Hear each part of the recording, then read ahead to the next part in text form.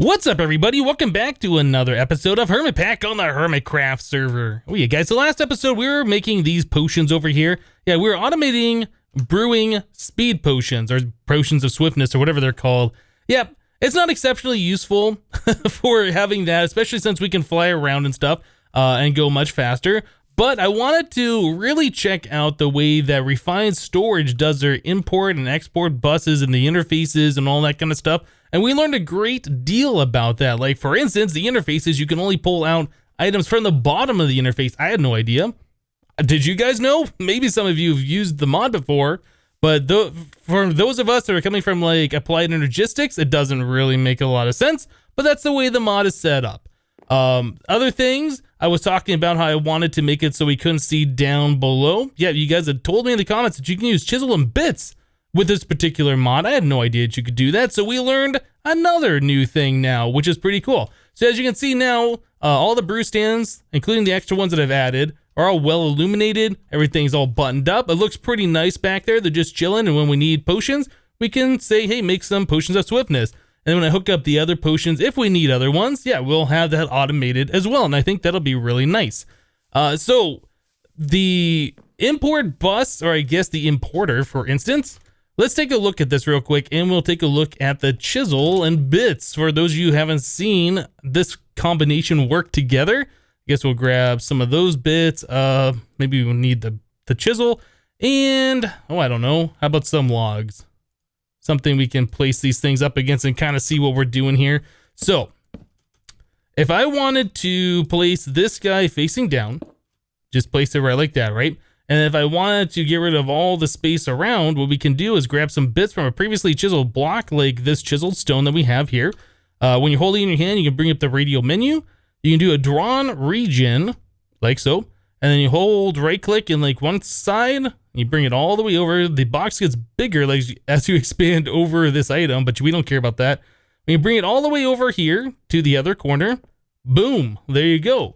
There's the importer, and there is a quote unquote facade, right?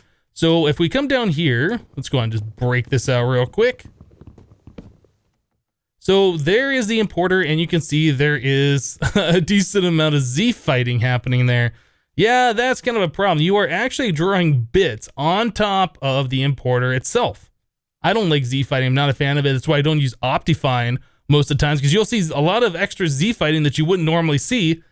So yeah, that's kind of a problem. I mean, it's cool that we can do that, but it is kind of a problem at the same time. So you can get rid of that thing just by breaking it. It leaves the importer there, so that's not affected at all. And you can see just by looking at this thing, it is a solid plane. Like if I place it right here, we can see that no hole in the center. So that's one way you can do it. The way I did it over there, though, I did it upside down, obviously, but compared to what we're doing here, the way I did was the same kind of a thing. You do the draw plane. So right click and just kind of draw around it. So like that, like this, and then fill in the little other two sides, the smaller the two sides. Like so. There you go. So there's the importer. We can break this log out. We'll see the black of the importer through the log. Oh, you know what? I think I'm messing up. You can't break blocks when you're holding bits, apparently, because I think you're trying to left click on them.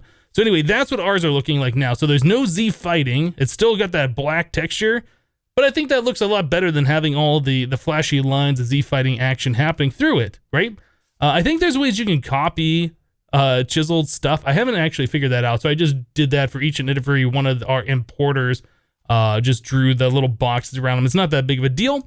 And when you break this thing, this one, when you break it, you can see there is a hole through it. Yep. So that's kind of cool. You can tell the difference between that and a solid plane. So I do like that. So there are ways you can make facades for the, I guess, all the different wiring of Refined Storage, but you're going to have to do a lot of chisel and bit play work. I don't know if there is any other way to do it, but I mean, that works for me. I think that's just fine.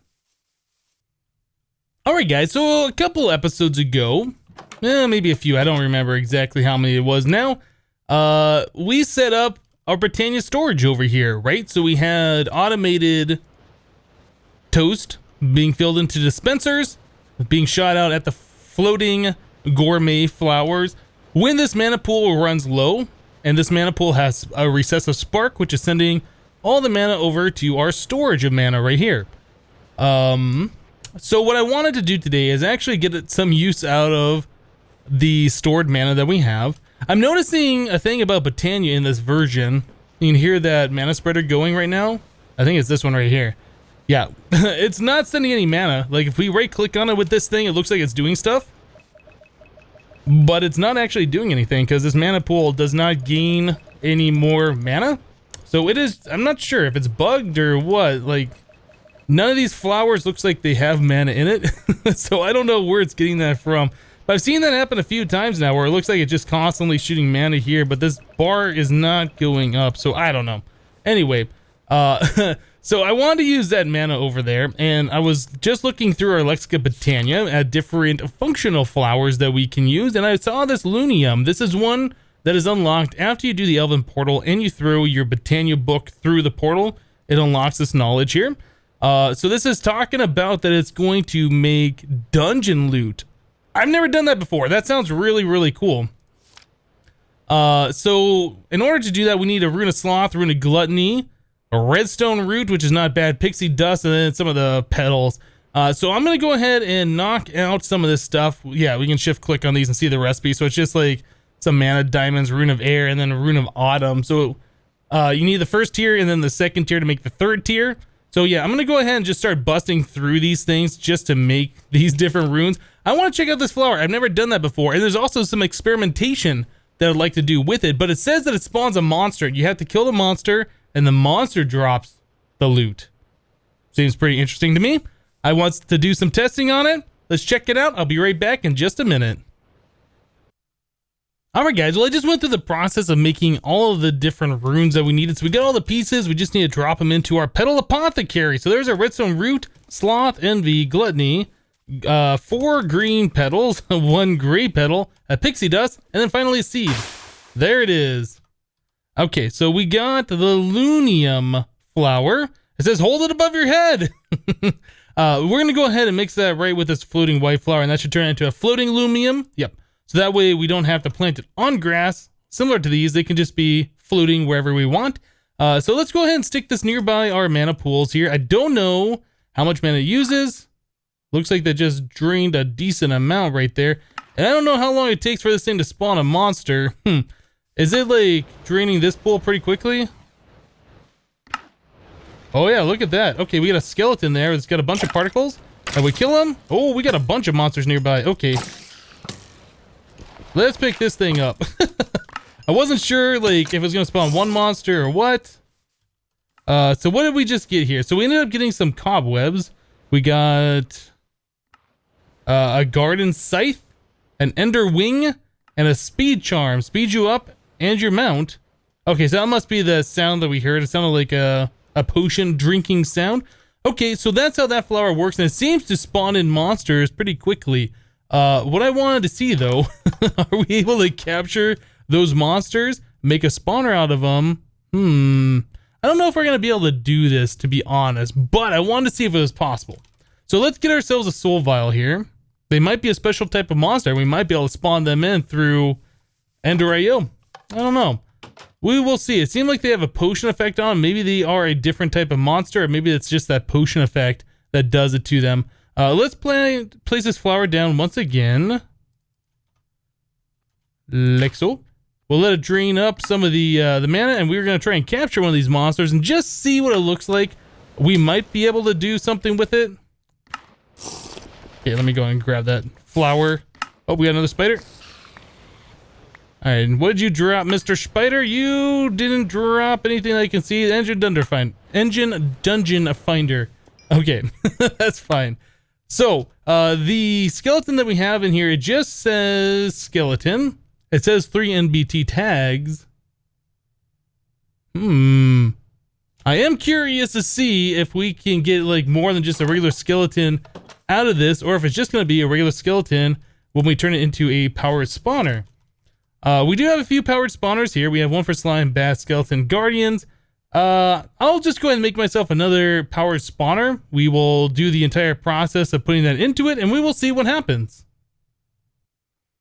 All right, guys, so as I'm doing this, I'm kind of thinking to myself, it's just going to take the type of the skeleton. It's not actually going to take all the required stuff. However, when we had that skeleton in the soul vial, it said 3 NBT tags. And now that I put the soul vial mob on the broken spawner, it also says 3 NBT tags. So it might carry everything over. I don't know. I guess we'll find out when we put the spawner in the powered spawner, the broken one and the powered one. So we need 16 levels for this. Let's do that real quick. There's 16 levels. There's that and that. Now it says 4 NBT tags. Yeah, I guess we'll find out. Let's just go ahead and I guess we'll get a capacitor. Octatic. Perfect. We got a few of those in there. We'll just spawn it right in the open out here. I don't think skeleton's going to be too big of a deal for us to handle. So let's get the powered spawner. We'll just stick it right like that and put the octatic in there. Oh, I guess I need to configure this thing to output power to it. Output. There we go. All right. So what are we going to get here? Okay. So we got 3 skeletons and I don't see the potion effects on them. Are they moving faster than normal? I'm not sure. Let's kill one and see if we get anything special off them. No, it doesn't look like it. So these skeletons do appear to be moving. Are they moving faster? Maybe they're not. And do they have more health than normal? I guess not. Okay, so it looks like we can't cheese the system by doing that. It was something that I was kind of curious if we were able to do. We didn't have a skeleton spawner before, so now we have one. I mean, at the very least, we have that going for us. It's not a complete waste. But yeah, just wanted to see how that would work.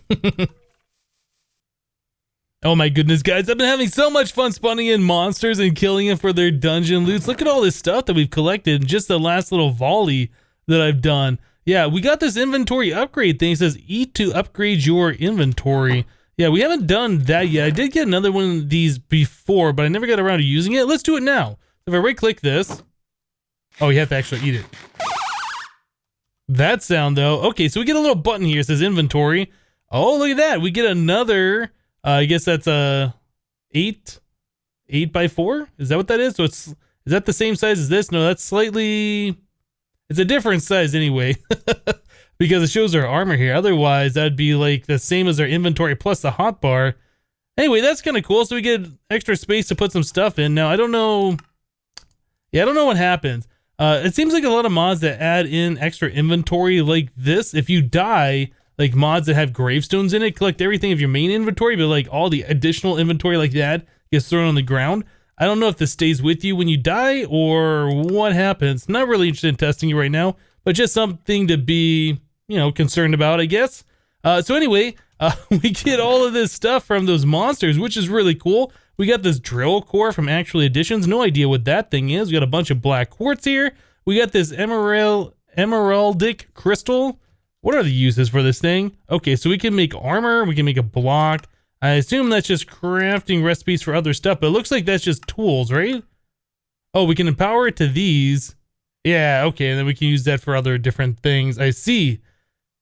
All right, well, that's kind of cool. We got fire aspect and unbreaking, knockback, and respiration. The problem that I'm seeing with this whole thing is, besides the fact that it eats a lot of mana, it spawns creepers, right? So that, we didn't see that before, but when I was fighting those things, just in this last volley, I had about 4 creepers over here. Yeah, so if a creeper spawns behind me while I'm sitting here dinking around waiting for a monster to spawn, and blows up, it could blow up my mana, it could blow up a lot of different things around here. Not interested in really having that happen. So I think it's about time we look at getting ourselves a ranged weapon. We haven't made one yet. I know that Tinker's Construct has a way that we can make some pretty cool weapons, at least in 1.7.10, the Project Ozone series I've been doing. There was like throwing knives, but I'm not seeing any of that kind of stuff in here. The only type of ranged weapon that I see is this. The shuriken? I don't know how to say that. Anyway, it looks like in order to make that, you need 4 knife blades. And I assume, depending on the type of knife blades you use, it'll give a bunch of different modifiers and stuff. So I need to go through our materials in U-Book, which I haven't really done yet. look at the different tool materials that we can use and see which ones in combination might be the best. We'll probably want something like cactus, where it's kind of like the lower the durability goes, the higher the damage goes, kind of a deal. We're probably going to want the moss on there so it repairs itself. Yeah, there's a lot of different things on here that we're going to want. But by default, like some of these different materials gives like weapons different things. So I want to go through here, kind of see what I can find. What was it? Cactus. Yeah, spiky. 200% cooler with spikes. Blocking deals damage to the attacker. Okay, so this is different. Previously in Tinker's Construct in 1.7, Cactus gave you the spiky effect, or maybe it's prickly. I'm not sure what it was called, but either way, it would deal more damage the lower its durability, but that's changed. So I need to go through here and figure out what the different things are that we want, and then make some different knife blades out of it. So I'm going to get to that, and we will be right back, guys. All right, guys, so the first attempt here to make ourselves one of these throwing stars is we're doing silver, prismarine, obsidian, and lead. I'm doing a bunch of different types because I want a bunch of different traits on there. Holy deals bonus damage to undead, so you can see versus undead +3. Jagged, this is what I was talking about before with the cactus. Apparently that's moved over to prismarine. So prismarine gives it the jagged effect, and that gives you more damage the lower the durability is. So that'll be good for starting off, I guess. Poisonous from lead. Yeah, that poisons enemies, so it'll do a little bit of more damage over time. And then we have obsidian on here for a little bit of durability increase. That's the hope anyway. So by default, we get 5 modifiers, so I should be able to add obsidian plates on here to increase it and potentially make it unbreakable. So that's the ultimate idea.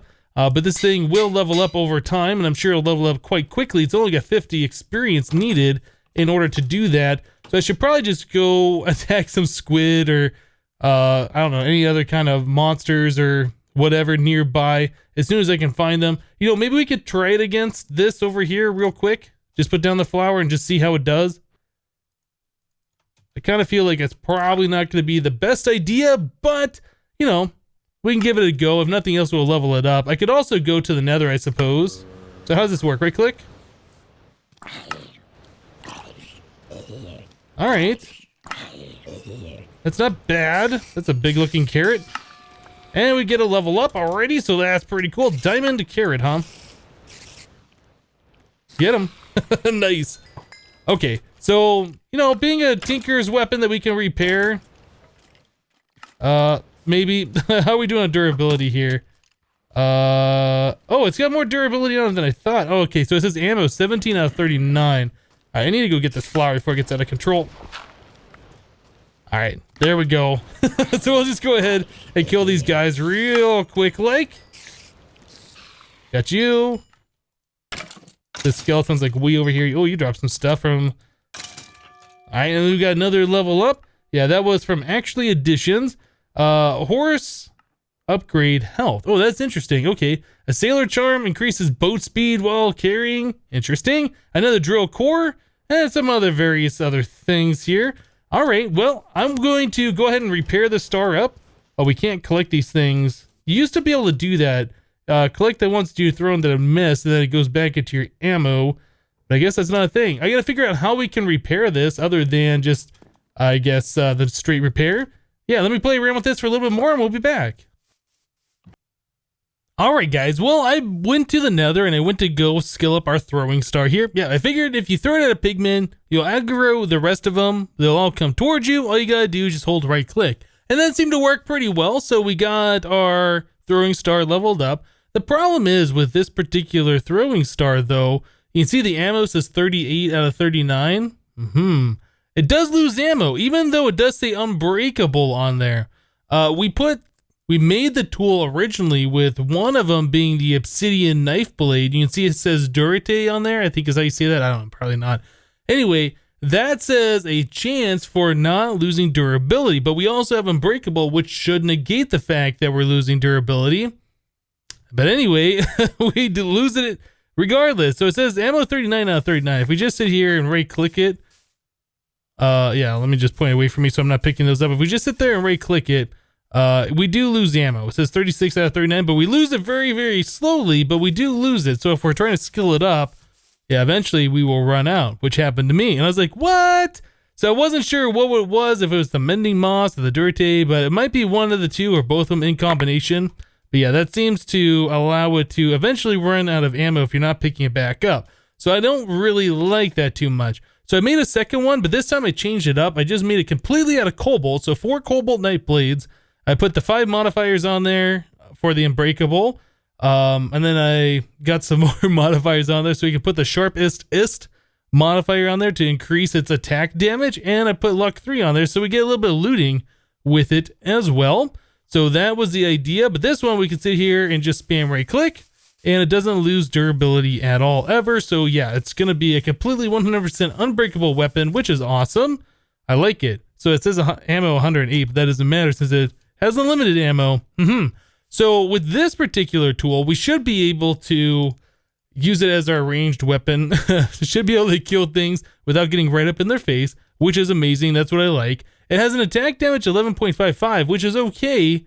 I believe that means that it has an attack damage of almost 6 hearts. So I'm two-shotting pretty much everything that I'm attacking. I don't know if there's a way to increase that, but not put stuff on there that's going to make it lose durability. Like, I'm pretty sure I heard that manual tools, like the more you attack, the more durability it uses. Even if it's unbreakable, it'll still use durability, and eventually you'll run out, and you don't want that. So cobalt was my next go-to, but there might be something else we could put on here to make it more powerful. I'll have to look into it a little bit later. But for right now, this should do exactly what we want. So I should be able to continue to farm our I have it on me. I should be able to continue to farm our monsters over here with our loot flower. What is this thing? A Loonium. Yeah, we should be able to do that. I should be able to stay at a safe distance away and not get creepered. That's exactly what I'm looking for, is to not get creepered. Yeah, look at that. We got a creeper right there. 2 hits, kill him, and our magnet picks up the drops, which is awesome. Nice. I guess another way we could do this is by putting that flower in where like our monster grinders are, and then hopefully it would spawn them within the monster grinder area. But it seems like I've seen them spawn on top of this tree, so this flower might spawn monsters a little bit further away than like a normal monster spawn or what, I don't know. But anyway, I should be able to do what I need to do here, farm up all the loot that I would like, and not worry about a creeper exploding on me, which is pretty awesome.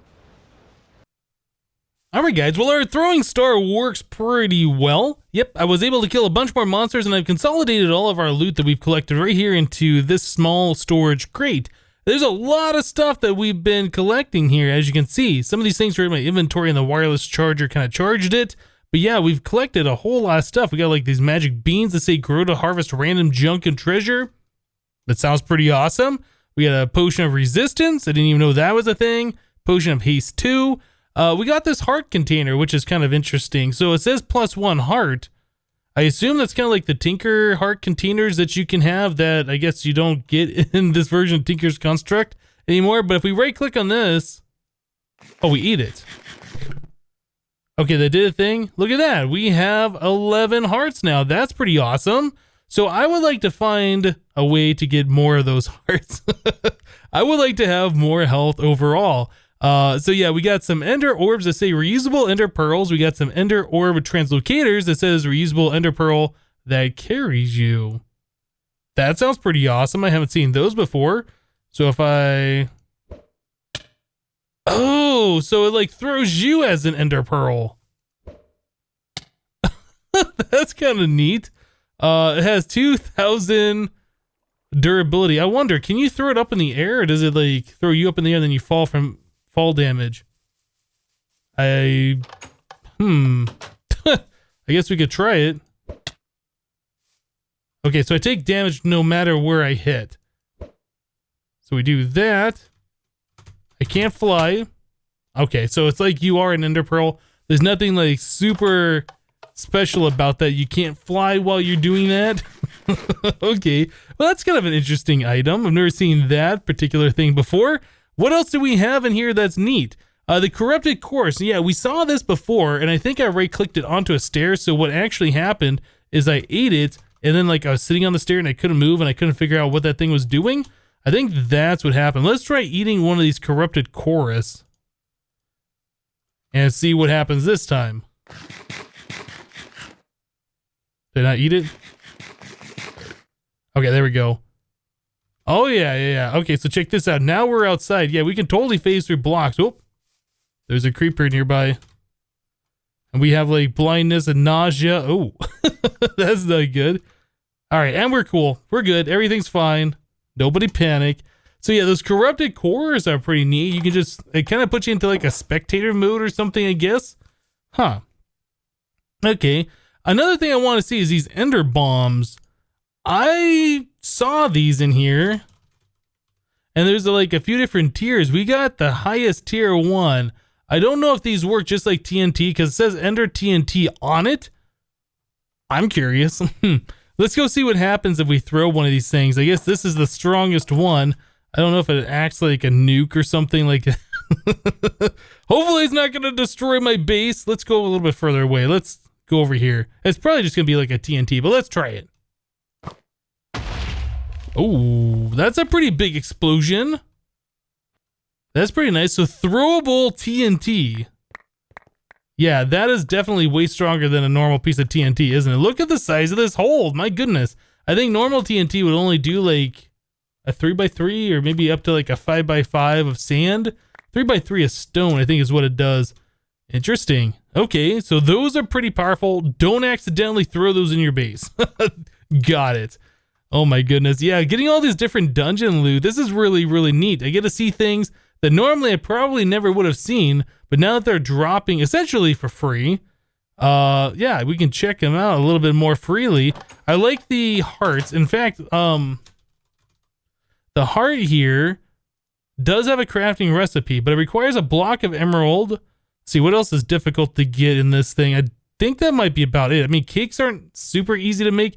Salmon, yeah, that's not like 100% drop. So if we can figure out a way to get salmon. Oh, here it is. So an alchemy catalyst with a raw fish gives you salmon. Okay. So it might be a thing that we look at trying to get this. We have to get raw rabbit, which means we have to kill a bunch of bunnies. And then beetroot. I believe we have beetroot. We have beetroot seeds, so we can grow that. Okay, so that might be a project to work on, is to try and get as many of these heart containers as possible and see how many +1 hearts we can get. I don't know, maybe you can only get 20, maybe you can get 100 hearts. That would be pretty awesome to see. But anyway, guys, I think we're going to go and wrap the episode up here for today. I had a lot of fun messing around with this Botania stuff, messing around with some of the new Tinker stuff. Yeah, checking it all out. Anyway, that's it for today. Thank you guys for watching. Remember to leave a like on the episode if you liked it, and we'll see you next time. Thanks for watching, guys. Bye-bye.